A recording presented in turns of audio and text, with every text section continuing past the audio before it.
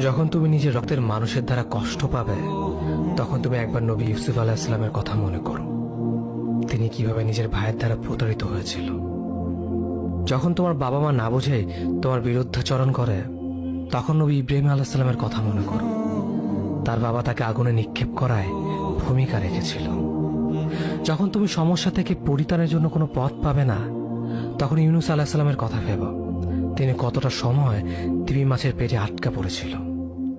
যখন তোমার নামে কেউ মিথ্যা অপবাদ ছড়িয়ে দেবে, তখন মা আয়েশা রাদিয়াল্লাহু আনহার কথা মনে করো।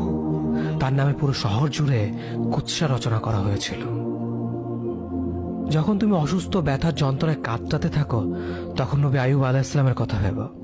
তিনি ভয়ঙ্কর এক ভাইরাসজনিত রোগে আক্রান্ত হয়ে তোমার থেকে বেশি কষ্ট পেয়েছিল। যখন তুমি দিনের কোনো বিধান নীতিতে যুক্তি খুঁজে পাও না, তখন নবী নূহ আলাইহিস সালামের কথা ভেবো। তিনি কোনো প্রশ্ন ছাড়াই মরুভূমিতে নৌকা তৈরি করেছিল।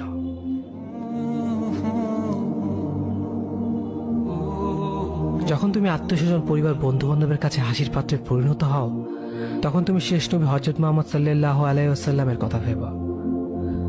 রাসূল সাল্লাল্লাহু আলাইহি ওয়াসাল্লাম বলেছিলেন, সবচেয়ে বড় পরীক্ষা দিয়ে সবথেকে বড় পুরস্কার আসে।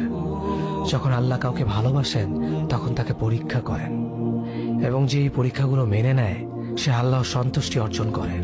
আর যে অভিযোগ করে, সে তার ক্রোধের পাত্র হয়।